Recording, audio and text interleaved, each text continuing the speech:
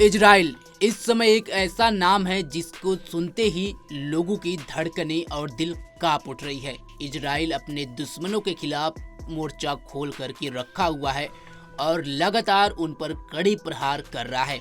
इस वक्त इजराइल चौतरफा युद्ध कर रहा है। वह अकेले 4 मोर्चा पर ईरान, हिजबुल्लाह, हमास और यमन के हूती विद्रोहियों पर कहर बरपा रहा है। इसी बीच जानकारी आ रही कि हिजबुल्लाह पर एक्शन के बाद अब इजराइल ने यमन में हूती विद्रोहियों के ठिकानों पर बड़ा हमला किया है। इजरायली सेना ने एक बयान में कहा कि रविवार दोपहर को इजरायली एयरफोर्स के लड़ाकू विमानों ने यमन के बंदरगाह शहर होदेईदाह में हूती विद्रोहियों के ठिकानों पर दर्जनों हमले किए। आईडीएफ के अनुसार इजरायली मिलिट्री इंटेलिजेंस डायरेक्टर के निर्देश पर एयरफोर्स ने रविवार को बड़े पैमाने पर ऑपरेशन में लड़ाकू विमानों ने यमन के रास इस्सार और होदेईदाह के इलाकों में हूती विद्रोहियों के ठिकानों पर जमकर हमला किया। मिलिट्री के बयान के अनुसार आईडीएफ ने बिजली संयंत्रों और एक बंदरगाह पर हमला किया जिसका इस्तेमाल तेल आयात करने के लिए किया जाता है। आईडीएफ ने बताया कि इजराइल के नागरिकों के लिए खतरा पैदा करने वाले किसी भी व्यक्ति पर कार्रवाई करेगा और उसे नुकसान पहुंचाने के लिए ऐसे ही काम करता रहेगा, चाहे उसे कितनी भी दूर क्यों न जाना पड़े। इजरायली सेना का कहना है कि एयरफोर्स ने इजरायली सीमा से लगभग 1800 किलोमीटर दूर यमन में हूती विद्रोहियों के ठिकानों पर हमला किया है।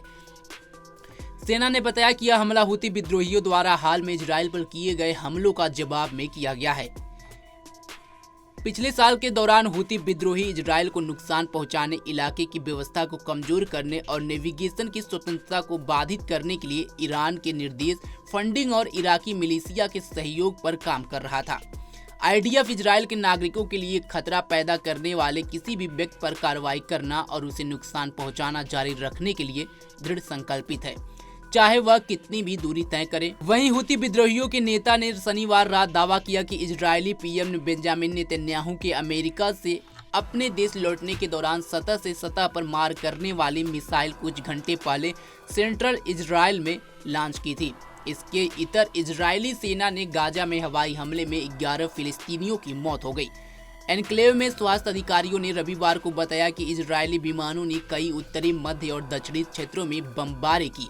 गाजा चिकित्सकों ने कहा कि उत्तरी गाजा पट्टी के बेत लाहिया में विस्थापित फिलिस्तीनियों को आश्रय देने वाले एक स्कूल भी इजरायली सेना के हमलों की चपेट में आ गया, जिसमें 4 लोगों की मौत हो गई और कई अन्य घायल हो गए। इजरायली सेना ने कहा कि उसने उस परिसर में बने कमांड सेंटर से काम कर रहे हमास के आतंकवादियों पर हमला किया, जो पहले अल फाहम स्कूल के रूप में काम करता था।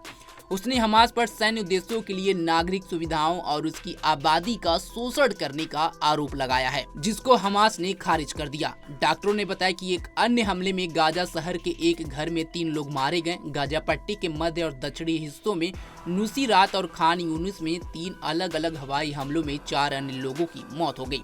निवासी और हमास मीडिया के अनुसार इजरायली सुरक्षा बलों ने मिस्र की सीमा के पास रफाहा और गाजा शहर के उपनगर जिटौन में अपना ऑपरेशन चलाया, जहां बलों ने कई घरों को उड़ा दिया। आपको बता दें कि जिस तरह दुश्मनों पर काल की तरह इजराइल बरस रहा है, इसे देखते हुए लग रहा है कि इजराइल काफी बौखलाया हुआ है और चुन चुन करके अपने दुश्मनों से जब तक बदला नहीं ले लेगा तब तक वह चैन की नींद नहीं सोएगा। इसके भीतर अगर पिछले दिन देखा जाए तो इजराइल के प्रधानमंत्री बेंजामिन नेतन्याहू ने संयुक्त राष्ट्र में अपने संबोधन में कहा था कि इजराइल का हाथ इतना लंबा है कि उसके दुश्मन कहीं भी जाएं, अपने दुश्मनों को छोड़ेगा नहीं। अब देखना होगा इजराइल जिस तरह बदले की आग में जल रहा है और अपने विद्रोहियों, अपने दुश्मनों पर काल की तरह बरस रहा है, ये किस अंजाम तक पहुंचता है और इसका क्या परिणाम सामने निकल करके भविष्य में आएगा।